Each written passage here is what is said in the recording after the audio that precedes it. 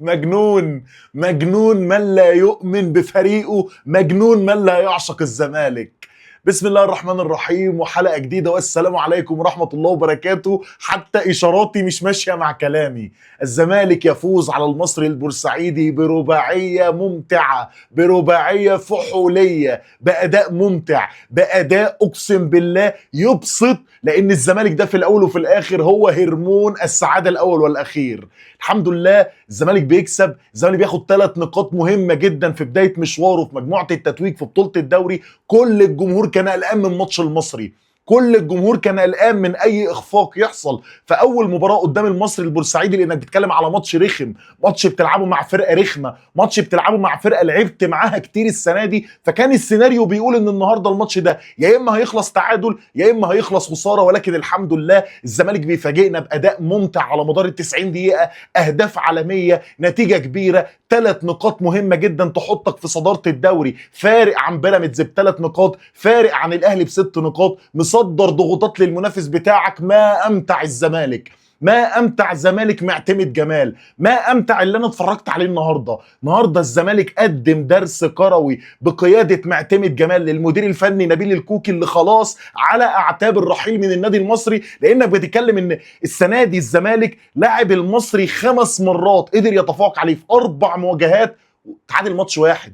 يعني المصري البورسعيدي المستقر اكتر مني، اللي جايب صفقات في الميركاتو في بدايه الموسم وجايب صفقات في يناير ومعاه مدير فني اجنبي جامد زي نبيل الكوكي، مش قادر يكسب الزمالك، مش قادر يتفوق على الزمالك، سواء على مستوى بطوله الكونفدراليه، على مستوى بطوله الدوري، على مستوى كاس عاصمه مصر. وحتى لو كنت لعبت المصري ده في كاس مصر كنت هيكسبه. الزمالك السنه دي كعبه عالي على المصري بطريقه مش طبيعيه، وده اللي يرجعنا لايه بقى؟ يرجعنا الكلام لاعب موجود في المصري اسمه عبد الرحيم دغموم. ده كان المفروض جاي الزمالك، قال لك انا رفضت الزمالك عشان عايز ابقى في المصري، عشان ابعد عن مشاكل الزمالك، عشان احقق كل البطولات مع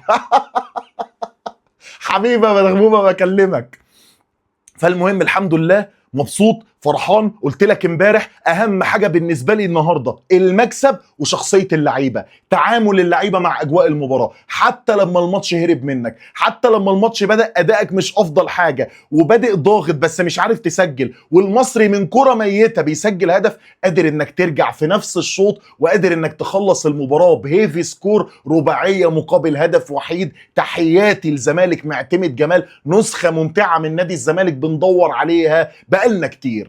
ماتش بيبتدي زي ما قلت لك، الزمالك بيحاول، الزمالك ضاغط، الزمالك بيوصل، ولكن الزمالك عنده حته، ودي هنروح لها في حته العيوب، عنده حته مش افضل حاجه، وهي رعونه اللعيبه اللي قدام اللي لسه لازم نشتغل عليها. النهارده انت سجلت، عدي سجل، ناصر سجل، خوان بزيرة صنع، فانت بتتكلم على انك عملت مردود هجومي كويس قوي، لكن في المجمل لا، انت لسه عندك عيوب. انت قاعد بتتفرج على المباراه في مشاكل في الفرقه، شويه تفاصيل صغيره كابتن معتمد لو قدرت تعملها والله مرشح انك تكون بطل دوري ابطال افريقيا النسخه القادمه. بعض التفاصيل عند اللعيبه، يعني انت بتتكلم على ان الماتش بدا الزمالك ضاغط مش قادر يسجل، لبس جول بسبب غلطه واحده بس من احمد ربيع، اللي اداؤه النهارده ممكن تقول ان هو اسوأ الكويسين النهارده. احمد ربيع بيهرب فيها اللاعب اسامه الزمراوي اللي عمل ماتش كبير، اللي بالمناسبه الكابتن ايمن يونس في الاستوديو التحليلي بين الشوطين قال لك المصري عنده عفاريت، عنده منذر طمين وعنده اسامه الزمراوي، الاثنين تحسهم نسخه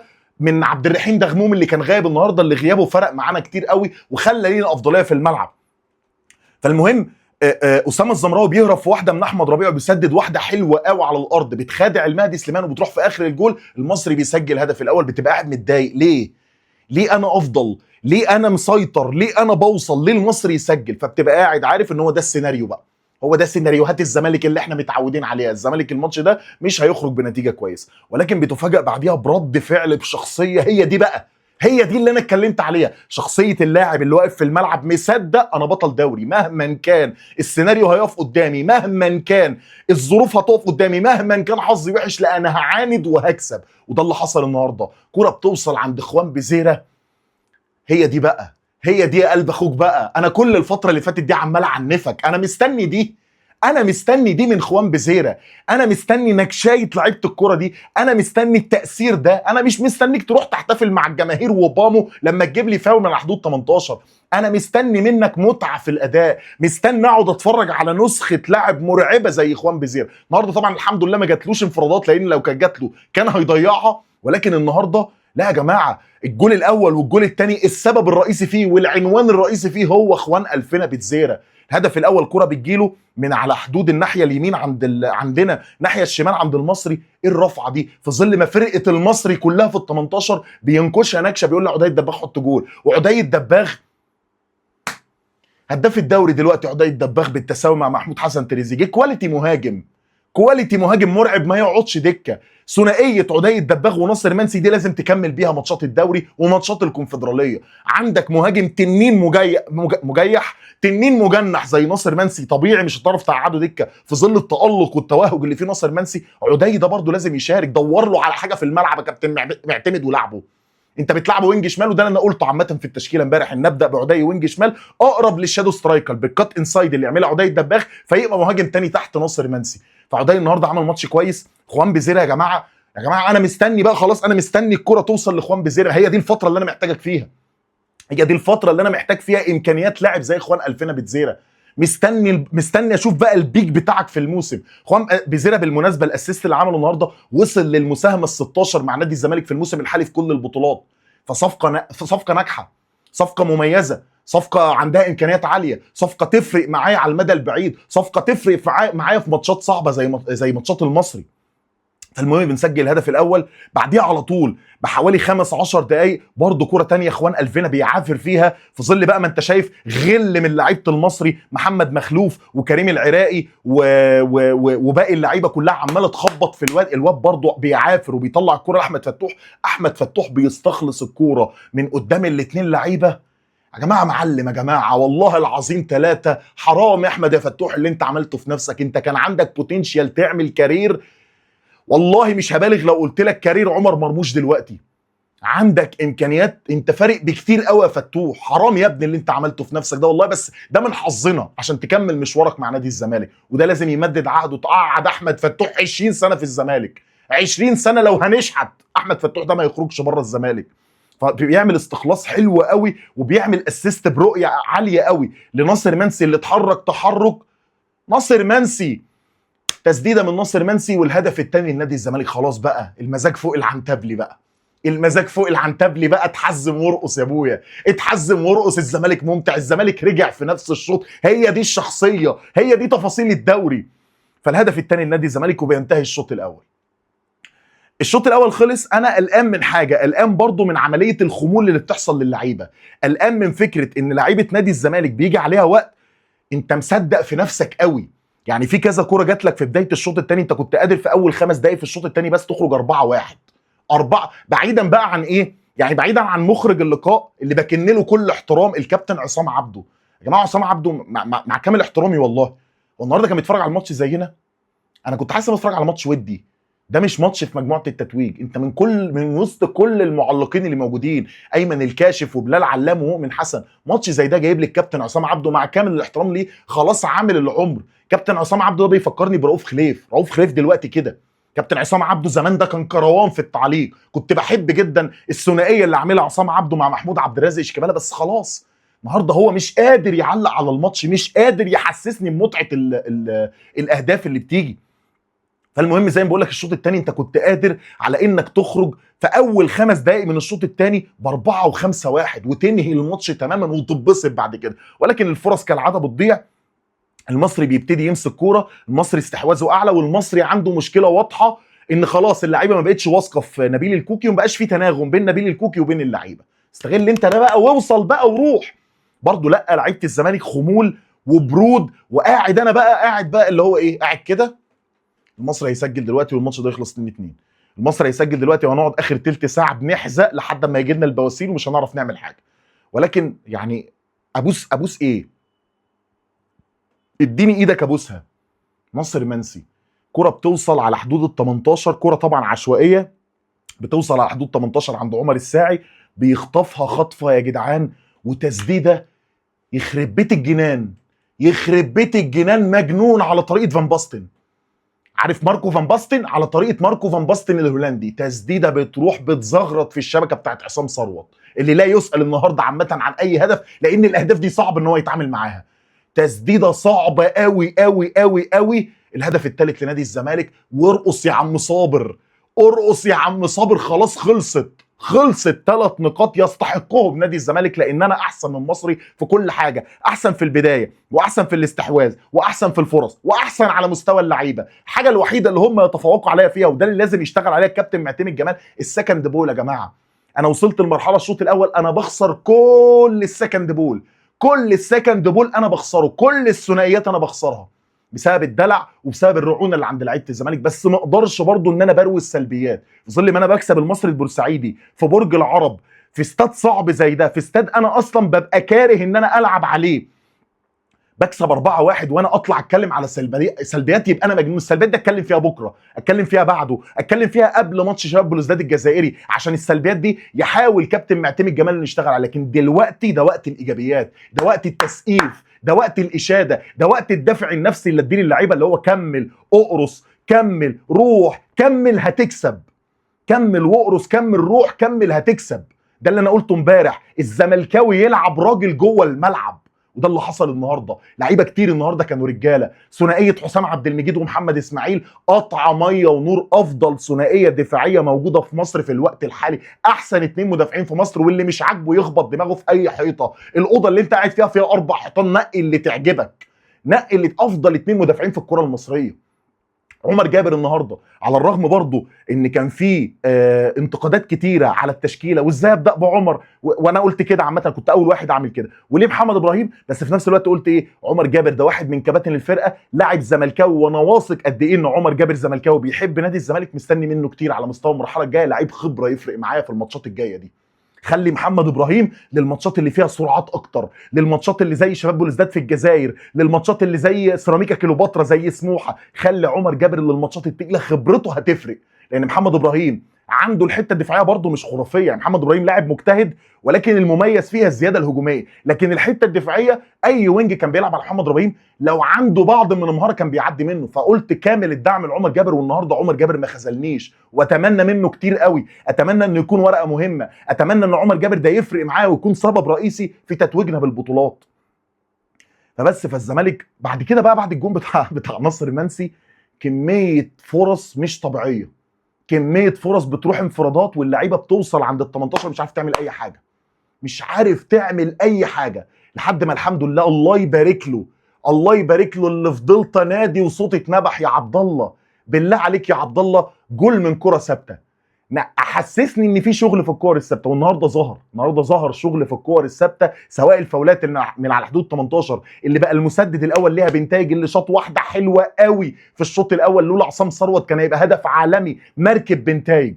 عبد الله السعيد بيجي له ضربه ركنيه بيلعبها حلوه قوي قوي قوي عند حسام عبد المجيد، اللي واضح في الفتره الاخيره انه بقى بيتمرن على حته الضربات الثابته. والهدف الرابع لنادي الزمالك. وارقص يا عم صابر، ارقص يا عم صابر واتبسط. الزمالك بيكسب بالاربعه، الزمالك بيكسب بالاربعه، 5 وخمسه عليكم، 5 وخمسه عليكم. بتاخد 3 نقاط مهمه جدا جدا جدا من فرقه صعبه زي المصري. وخلي بالك المصري ده هيرخم على بيراميدز وهيرخم على الاهلي، وده في مصلحتي. وبتفرق بتفرق 3 نقاط عن بيراميدز، وبتفرق 6 نقاط عن النادي الاهلي، وبتشكل عليهم ضغوطات. هي دي بقى يا زمالك، هي دي التفاصيل، هي دي التفاصيل. ده سيبك من الملعب، قلت لك مش ملعب بس، انت في الملعب ممتاز، انت في الملعب احسن فرقه بتلعب كوره في مصر، انت في الملعب احسن فرقه بتلعب كوره في الدوري، بلاش في مصر، احسن فرقه بتلعب كوره في الدوري. هجوميا اقوى خط هجوم، دفاعيا اقوى خط دفاع، متصدر جدول ترتيب الدوري بفرق نقاط عن المنافسين. واللي مساعدني كمان ان بيراميدز مريح الجوله دي، باي الجوله دي، فانا فرقت خلاص اوريدي 3 نقط عن بيراميدز وفارق 6 عن الاهلي. فالاهلي عليه ضغط ان هو عايز يكسب سيراميكا، اللي هو كده كده هيكسب سيراميكا، وهيبقى الفرق بيني وبينه 3 نقاط قبل ما اريح انا. دي تفرق معايا انا، ان انا لما اخش الجوله اللي هبقى فيها باي انا فارق عن بيراميدز وفارق عن الاهلي، واستنى بقى هم يبقوا باي او لما هم يخبطوا في بعض وانا بلعب انبي. وده السيناريو اللي انا قلته لك، قلت لك في السيناريو الامثل لنادي الزمالك في مشواره في مجموعه التتويج ان هو يكسب المصري ويكسب بيراميدز. لو الماتشين دول الزمالك كسبهم، كل سنه وانت طيب، انت بطل الدوري حتى قبل ماتش الاهلي. لان كده كده باذن الله باذن الله الزمالك قادر على انه يفرتك انبي في الماتش اللي هيلعبه في الماتش الثالث ليه قبل ماتش الاهلي. هيبقى بيراميدز والاهلي بيدعكوا في بعض الناحيه الثانيه، فساعتها ماتش انبي ده ممكن من خلاله تحسم بطوله الدوري قبل ماتش الاهلي. تبقى محتاج بس من ماتش الاهلي ان انت ما تخسرش. فالحمد لله على الفوز النهارده، الحمد لله على الانطلاقه الممتازه في مشوار الزمالك في مجموعه التتويج. تفاصيل صغيره يا كابتن معتمد، والله والله والله قادر على انك تحقق دوري اعجازي وتوصل من خلاله دوري ابطال افريقيا، وقادر على انك تحقق بطوله الكونفدراليه وتخليك تلعب السوبر الافريقي بدايه الموسم، ويبقى ده بدايه مسار صحيح لنادي الزمالك. ومجلس الاداره يشتغل على ده، يشتغل على الحته دي، يشتغل على الفرقه دي، يشتغل على الجيل ده، يشتغل على المدير الفني ده. اما لو جينا نروح لحاجه مهمه، فالحاجه الاهم اللي لازم نتكلم فيها تقييم لعيبه نادي الزمالك، اللي لازم نقول لهم برافو. حتى لو في لعيبه قصرت النهارده، يعني حتى لو في لعيبه ما ادتكش الاداء الفني اللي انت مستنيه، لازم تقول له برافو. لعيبه خارجه، منظومه خارجه من مباراه صعبه زي مباراه المصري باربع اهداف. اول مباريات مجموعه التتويج، اول خطوه من اصل 6 خطوات، فلازم تسقف لهم وتقول لهم برافو. فتقييم لعيبه الزمالك من وجهه نظري، المهدي سليمان في حراسه المرمى 5/10، لان الكره الوحيده اللي جت على المهدي سليمان اتسجلت هدف، كره صعبه طبعا من المغربي اسامه الزمراوي، لعيب كويس قوي على فكره، ولكن لا يسال عنها المهدي سليمان. بس الكره اللي اتشاطت عليك دخل الجول وما اختبرش كتير، فممكن نقول 5/10. خش بقى على خط الدفاع، 10/10 حسام عبد المجيد، 10/10، 20/10 حسام عبد المجيد، ده مدافع ومسجل جول. 20/10 حسام عبد المجيد. يا جماعه مميزين قوي هما الاثنين حسام واسماعيل في الكرات العرضيه. الكرات العرضيه قاطعين ميه ونور على اي كره ممكن تكون خطيره جوه ال 18. 20/10 حسام عبد المجيد، 20/10 محمد اسماعيل، على الرغم ان احنا دخل فينا جول، ولكن الجول كان مسؤوليه احمد ربيع مش مسؤوليتهم هما الاثنين. باك يمين عمر جابر 8/10 عمر جابر. مستني اكتر من كده، مستني عمر جابر نسخه السوبر الافريقي، مستني عمر جابر نسخه الموسم اللي فات، مستني عمر الفت، عمر الزملكاوي، عمر الكابتن، مستني دي، مستني الشاره دي تشغلها شويه. والله العظيم 3 يا عمر، ما في واحد في جمهور الزمالك ما بيحبكش، كلنا بنحب عمر جابر، بس نحب عمر جابر وهو مفيد للفرقه، نحب عمر جابر وهو كارت مهم للفرقه. فعمر جابر 8/10. محمود بنتايج النهارده عمل اسيست وعمل ماتش دفاعي على اعلى مستوى وزياده هجوميه محترمه، والشوطه الحلوه قوي اللي شاطها من الفاول اللي جاله على حدود 18 وشال عصام ثروت. 8/10 النهارده محمود بنتايج، ومستني برده منه كتير على مستوى المرحله الجايه. نص الملعب احمد ربيع زي ما قلت لك، اسوأ الوحشين، اسوأ الوحشين، اسوأ الكويسين. يعني الفرقه كلها كويسه النهارده، احمد ربيع ده الديفو. والنهارده انا اكتشفت اهميه وجود محمد شحاته. محمد شحاته انا مقتنع ان هو 8، مستحيل يكون لاعب بيعرف يجيب في 8 وبيجيب في 6، بس محمد شحاته على اللي هو بيعمله واللي انا اتفرجت على احمد ربيع فيه النهارده، لا محمد شحاته افضل. فاحمد ربيع لازم يطور شويه من حته السرعه بالكوره وسرعه الالتحامات، وان مفيش لاعب يضحك عليا في الكتف في كتف. النهارده اسامه الزمراوي ضحك عليه، يعني باقل مجهود ممكن عدى منه تسديده، هدف يتحمله كاملا احمد ربيع، ولكن مستنيين منه كتير. 5/10 احمد ربيع النهارده. وعجبني قوي برده ان نزل محمود جهاد اخر 5 دقائق. محمود جهاد ده يفرق معايا، ويفرق معايا انه ينزل في ماتش زي ده، اديله دافع نفسي. انا مستني منك انك تكون بديل كويس في مركز انا عندي فيه مشكله. لعب جنب منه احمد فتوح، معلم يا ابويا، معلم وسط صبيان، دوري بيبسي للمدارس، الفولتا، كرة الشوارع. احمد فتوح منه لله، منه لله احمد فتوح على اللي عمله في احمد فتوح. لو احمد فتوح مصدق ان هو احمد فتوح.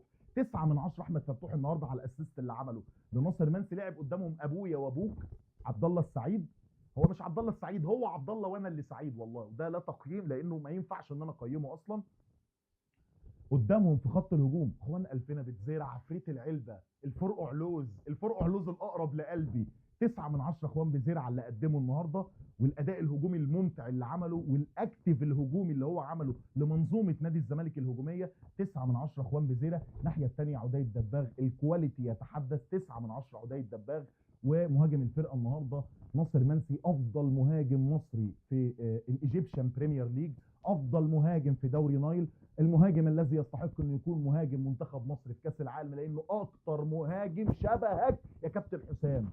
اللي ما حضرش حسام حسن الصغير في السن، اللي ما حضرش حسام، اتفرج على ناصر منسي، اتفرج على ناصر منسي، ده اللي كان بيعمله حسام حسن زمان. هتقول لي بقى مرزق، هتقول لي محظوظ، هتقول لي اصلها ماشيه معاه، يبقى انت ما بتفهمش كوره مع احترامي ليك. ناصر منسي مهاجم زي ما الكتاب بيقول، لا تقييم لناصر منسي لان ناصر منسي فوق التقييم. نزل من على الدكه ادم كايد عادي جدا، ما قدمش حاجه، واول ما نزل استلم واحده كده كانت هتلبسنا في مصيبه. فادم كايد النهارده ممكن نقول 2 او 3 من 10. نزل من على الدكه احمد شريف. احمد بالله عليك يا احمد، يا احمد لما تنزل من على الدكه في ماتش زي ده لازم تستغل الفرصه. يا احمد انت لعيب عندك امكانيات عاليه قوي. 2 من 10 احمد شريف. ونزل محمود جهاد لا تقييم او نو ريتنج لانه ما نزل 5 دقائق. دوافع نفسيه بس بتتقدم للاعب محمود جهاد عشان يكون مفيد للزمالك في المرحله الجايه، لان محتاج لعيبه كتير في المرحله الجايه، المرحله الصعبه على مستوى الكونفدراليه او على مستوى الدوري. كابتن معتمد جمال تعظيم سلام، تعظيم سلام لعم ميكيل ارتيتا، عم بيب جوارديولا، عم يورجن كلوب، عم جوزيه مورينيو، كارلو انشيلوتي الكره المصريه. الراجل اللي عمل من الفسيخ شربات. 10 من 10 ولا كلمه معتمد جمال. وكالعاده جمهور نادي الزمالك ما اقدرش ان انا اقيمه. كنت زعلان جدا ان انا ما قدرتش اروح ماتش المصري، كان نفسي اروح والله عشان اكون وسط الرجاله اللي كانوا موجودين النهارده اللي على مدار ال 90 دقيقه ولا كلمه. اداء تشجيعي ولا اروع. اللاعب رقم 1 دائما وابدا في نادي الزمالك جمهور نادي الزمالك اللي قادر يحرك الصخر. شكرا جمهور الزمالك، شكرا كل راجل جدع سافر لحد برج العرب عشان يكون ورا الفرقه ويكون سبب رئيسي في ان الزمالك يحقق 3 نقاط مهمين زي دول. هنتبسط، هنفرح، هنمجد في اللعيبه على الفتره اللحظيه دي. من بكره هنقفل الصفحه دي تماما ونركز في الصفحه الجايه، وهي صفحه مباراه شباب بلوزداد اللي هتتلعب يوم الجمعه الجايه في الجزائر. مباراه الذهاب مهم جدا انك تروح تطلع بنتيجه ايجابيه من مباراه شباب بلوزداد اللي هتلعب في الجزائر عشان تريحك في مباراه العوده وتفضل ماشي في المسار الصحيح سواء في بطوله الدوري او في بطوله الكونفدراليه. مبروك لكل اخواتي عشاق وجمهور نادي الزمالك، مبروك. انا فرحان قوي، وطالما انا فرحان اعرف ان الزمالك كسب، لان الزمالك ده زي ما قلت لك هو الدوبامين بتاعنا، هو هرمون السعاده الاول والاخير. فمبروك لينا، وان شاء الله ربنا يكملها على خير. والتفاصيل الصغيره اللي انا اتكلمت عليها الكابتن معتمد جمال يشتغل عليها الفتره الجايه، وباذن الله باذن الله في نهايه الموسم نحتفل بنادي الزمالك بطل لبطوله دوري اعجازي واستثنائي زي دوري السنه دي، وبطل لبطوله الكونفدراليه اللي هتفرق قوي مع الزمالك سواء على المستوى القاري والتصنيف الافريقي بتاعه او على مستوى الجائزه الماليه اللي قدرها 4 مليون دولار. اسف لو طولت عليك، اسف لو اتاخرت عليك، لان بيبقى عندي حاجات كتير بعملها على منصات تانية. ولو عجبك كلامي استاذنك انك تسيب لايك على الفيديو وتسيب لي كومنت برايك عن مباراه الزمالك والمصري البورسعيدي، وايه التفاصيل اللي المفروض يشتغل عليها الكابتن معتمد جمال عشان الكفاءه والجوده بتاعت فرقه نادي الزمالك تكون اعلى واعلى واعلى، والزمالك يقدر في نهايه الموسم انه يتوج ببطولتين مهمين جدا في الموسم الحالي. شكرا جزيلا ليك. اتاكد انك عامل اشتراك في القناه، سبسكرايب، ومفعل زر الجرس عشان يوصلك جديدنا اول باول. والى اللقاء. بكره ان شاء الله هيكون في فيديو مهم جدا عن فكره ما بعد الفوز على المصري، وان احنا بقى نشتغل على الفتره الجايه عشان نرتقي بفرقه نادي الزمالك، لان زي ما قلت لك ايديت صغير هيتعمل لبعض التفاصيل، والله الفرقه دي هتروح في حته ثانيه. وباذن الله قادرين على اننا نفرح السنه دي على الحان الدوري في 100 عقبه والكونفدراليه كمان باذن الله في 100 عقبه.